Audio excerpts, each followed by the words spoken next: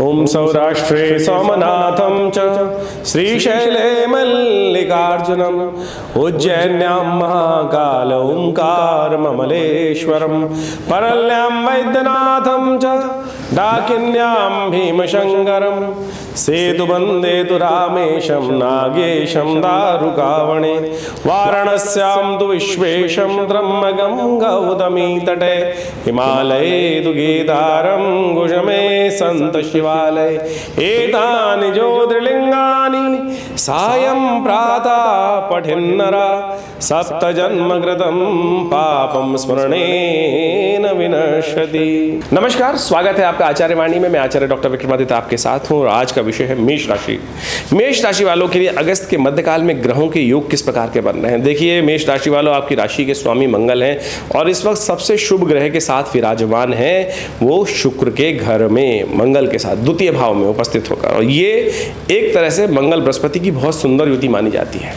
मंगल बृहस्पति की युति जो होती है कहीं ना कहीं कहा जाता है कि बहुत शुभ युति है, और अब तो मंगल विशेष तौर पे, और ऐसी शुभ युति में जब मंगल बृहस्पति से आगे हों अंशों में तो कहा जाता है बहुत शुभ रहती है, और जब पीछे हों तो कहा जाता है थोड़ा सा कष्ट का योग बनता है। अब मंगल परिवर्तन करके मंगल करीब करीब जिस प्रकार से ग्रहों का योग बना रहे हैं वो बृहस्पति से आगे होने के योग बना रहे हैं, आगे निकल जाएंगे, और ये आपके लिए एक तरह से अच्छा है और आपके लिए बहुत उन्नति का मार्ग, धन का मार्ग, विशेष तौर पे समझें सेविंग्स बढ़ने का रास्ता बनाते दिखाई देंगे। अब कुछ दिनों में आगे कुछ स्थिति ऐसे उत्पन्न कर सकते हैं, और साथ साथ इस वक्त बाकी ग्रहों के योग भी आपके लिए अच्छे चलते दिखाई दे रहे हैं। तो मेष राशि वालों सिलसिलेवार तरीके से समझो ग्रह नक्षत्र के दृष्टिकोण से क्या कुछ होगा, क्योंकि सबसे बड़ा इंपॉर्टेंट परिवर्तन जो इस अगस्त के मध्यकाल में होने जा रहा है वो सूर्य परिवर्तन कर अपने घर पहुंच रहे हैं। पंचम भाव बुद्धि वाले भाव में बुध और शुक्र के साथ विराजमान होने जा रहे हैं, और ये आपके लिए बड़ा अच्छा नया एक उत्साह वाला योग बनता दिखाई दे रहा है। अपने घर आके सूर्य बहुत महत्वपूर्ण योग बनाएंगे आपके लिए। वैसे हम इसके लिए अलग से वीडियो बनाएंगे कि सूर्य क्या कुछ करेंगे और क्या किससे सूर्य की शक्ति को आप और बढ़ा सकते हैं। अब सिलसिलेवार तरीके से समझ लें 11 तारीख के दिन क्या ग्रहों का योग है। 11 अगस्त रविवार का अवसर, सप्तमी तिथि है।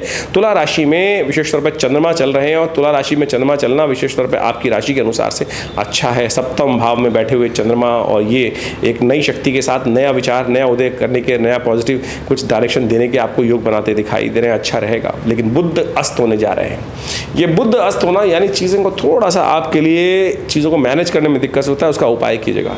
एक उपाय बताएं आपको, आपकी राशि के अनुसार से सबसे श्रेष्ठ उपाय रहेगा एक दूर्वा अंकुर। कहीं भी ग्राउंड में जाएंगे तो गाय जो देसी घास होती है उसके ऊपर के 3 अंकुर जो होते हैं उसको वहाँ से तोड़ लीजिए, और वो एक दूर्वा अंकुर नित्यप्रति गणेश जी को अर्पित किया कीजिए।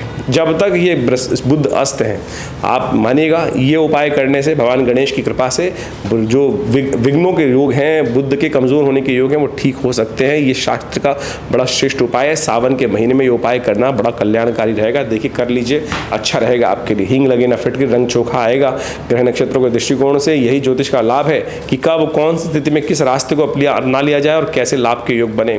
12 अगस्त सोमवार का अवसर, सावन का चतुर्थ सोमवार, सप्तमी उदयातिथि, अष्टमी उसके बाद उपरांत दुर्गा अष्टमी के सुंदर योग पर सावन का चतुर्थ सोमवार पड़ रहा है। ये आपके लिए ग्रह नक्षत्रों के दृष्टिकोण से कल्याणकारी योग बनाता दिखाई दे रहा है। बस थोड़ी सी शारीरिक कमजोरी ना परेशान करे, इसका ध्यान रखते हुए कार्य करना है। थोड़े से सूर्य इन दिनों जिस प्रकार का योग बना रहे हैं वो अननेसेसरी थोड़ी सी वीकनेस आपके अंदर उत्पन्न करते दिखाई दे रहे हैं। थोड़ा सा अपने आप को मोटिवेट करने की आवश्यकता है। हो सके तो थोड़ा सा मल्टीविटामिन इत्यादि जो भी है उसका सेवन करने का प्रयास करें, या दूध और में हल्दी का नित्यप्रति सेवन करना ये आपके लिए अच्छा रहेगा। सावन का चतुर्थ सोमवार है, भगवान शिव का दूध से अभिषेक करें। देखिए आपकी राशि के अनुसार से इतने सुंदर ग्रहों का योगायोग चल रहा है। बस शनि महाराज जो वक्री हैं उनका उपाय करने की ज़रूरत है। तो दूध में थोड़ा तिल डालकर भगवान शंकर का अभिषेक करना ये भी अच्छा उपाय है, इसको करने का प्रयास कीजिए। हमने विवेकानंद योगाश्रम में सावन के चतुर्थ सोमवार पर, वैसे तो नित्यप्रति रुद्राभिषेक भगवान का चल रहा है, सावन के चतुर्थ सोमवार पर बड़ा विशाल कार्यक्रम रखा गया है। आप भी स्वयं उसमें अपने नाम से रुद्राभिषेक, रुद्राष्टध्यायी का पाठ सब करा सकते हैं, भाग ले सकते हैं, फ़ोन नंबर से संपर्क साध सकते हैं। 13 अगस्त की बात करें तो उस दिन मंगलवार का अवसर, अष्टमी तिथि है, और साथ साथ ग्रहों का परिवर्तन का योग बन रहा रहा है। चंद्रमा परिवर्तित करके बृहस्पति के सम्मुख अष्टम भाव में जा रहे हैं। कुछ नया कॉन्ट्रैक्ट, नया कुछ रास्ता बनने के योग बन सकते हैं आपके लिए, लेकिन फिर भी मनोमस्तिष्क में थोड़ा सा बंधन रहेगा। रिजल्ट्स पॉजिटिव आएंगे, अच्छे रहेंगे, लेकिन फिर भी मन में थोड़ा सा भाव ऐसा रहेगा कि बंद बंद के काम करना पड़ रहा है। देखिए, उसके लिए थोड़ा सा अपने आप को खुल के काम करने की ज़रूरत है। हिम्मत जगाइए, मंगल की उपासना करें, हनुमान जी की उपासना करें, हनुमान जी को चोला चढ़ाएं, ये श्रेष्ठ उपाय है। रवि योग है जो करीब करीब 10:47 से आरंभ होगा। नए कार्यों का आरंभ करने का योग उसके बाद बन जाएगा, लाभ लीजिए। 14 तारीख के दिन बात करें, बुधवार का अवसर, नवमी तिथि है और सर्वार्थ सिद्धि योग भी विद्यमान है जो करीब करीब 12:15 बजे तक रहेगा। वैसे तो बुधवार के दिन अभिजीत मुहूर्त नहीं होता है, लेकिन उससे पहले पहले सर्वार्थ सिद्धि योग विद्यमान है, वो अच्छा है आपके लिए। 12 बज के करीब 12:15 के बाद तो राहु काल भी आरंभ हो जाएगा, तो उससे बचिएगा। यदि कार्य कोई आरंभ करना है तो 12:15 तक कर सकते हैं। नया कुछ खरीदना है, व्यवसाय के लिए काम शुरू करना है तो अच्छा योग है सर्वार्थ सिद्धि योग जो करीब करीब 12:15 बजे तक बना हुआ है। ग्रह नक्षत्रों के दृष्टिकोण से अनुकूल दिखाई देता है समय, ओवरऑल अच्छा है। आप उसमें एकत्रित धन का एकत्र कर सकते हैं, सम्मान बढ़ने के योग बन सकते हैं, आगे पॉजिटिव चेंजेस बनते दिखाई दे रहे हैं। लेकिन बस थोड़ा सा ये ध्यान रखना है कि थोड़ा सा आप जिद पे ना अड़ें, अपनी जिद को त्यागने का प्रयास कीजिए। बुधवार का अवसर है, श्री गणेश का स्तवन करते हुए कार्य करेंगे तो सब अच्छा रहेगा। बुध अस्त चल रहा है तो उसके लिए उपाय हमने पहले बता दिया। भगवान गणेश पर दूर्वा अंकुर अर्पित करें, वो आपके लिए सबसे श्रेष्ठ उपाय है, उसको मत छोड़िएगा, इस बात का ध्यान रखें। 15 तारीख 15 अगस्त की बहुत बहुत शुभकामना।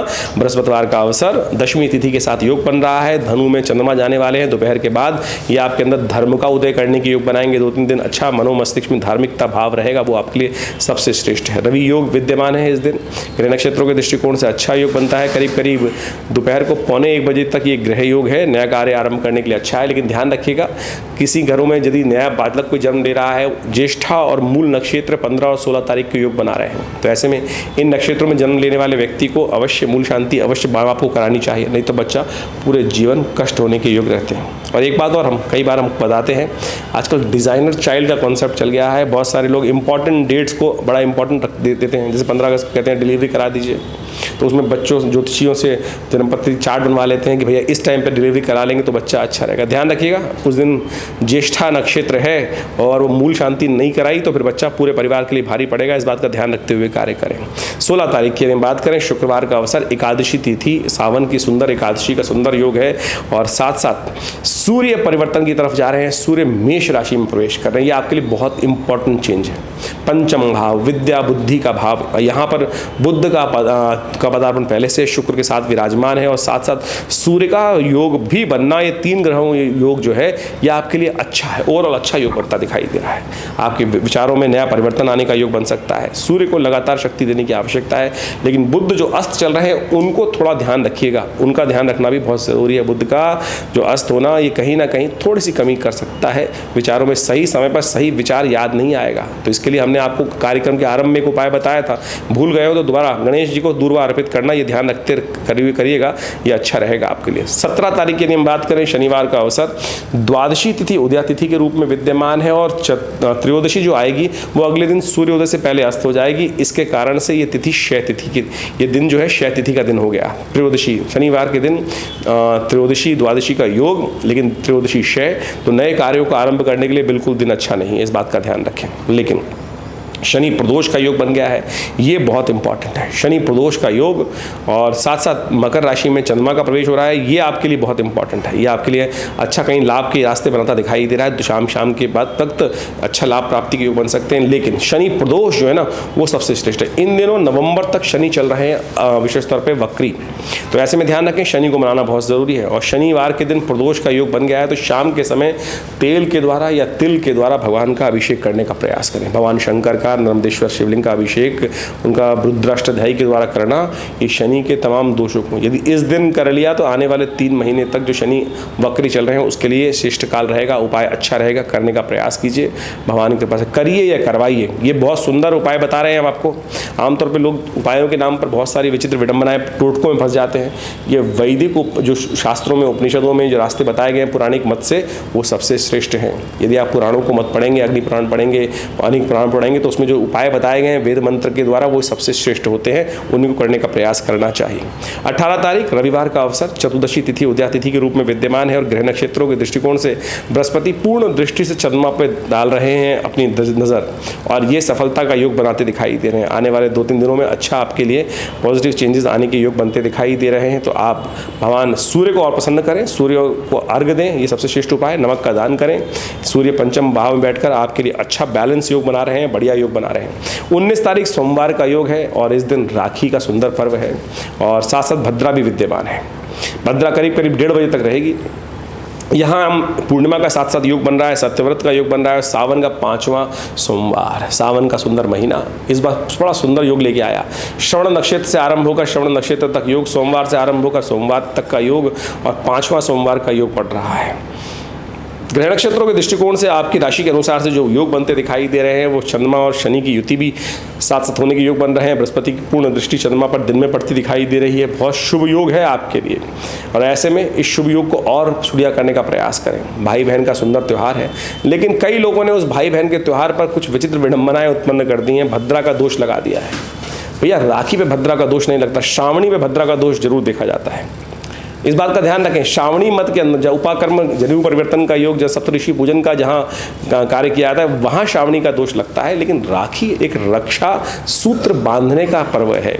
आवश्यकता के अनुसार जब आवश्यकता हो तो वहाँ भद्रा का देखने की जरूरत नहीं है। सब मामलों में ये एक परंपरागत त्यौहार है, परंपरा है, इसमें विशेष तौर पर हमें करने का प्रयास करना चाहिए। इस बात को ना फंसें। बहुत सारे लोगों ने समाज में भ्रांति उत्पन्न करने का प्रयास किया, हम उसको यहाँ निदान दे रहे हैं, शास्त्रों विधि के अनुसार से आपको बता रहे हैं, तो अच्छा रहेगा, करने का कार्य करें, अच्छा रहेगा। सावन के 5वें सोमवार के अवसर पर विवेकानंद योगाश्रम में बहुत बड़ा शिवलिंग का भगवान का रुद्राभिषेक का कार्यक्रम रखा गया है, आप भी अपने नाम से उसमें सम्मिलित हो सकते हैं। 20 तारीख को मंगलवार का अवसर और मास परिवर्तन का योग बन रहा है।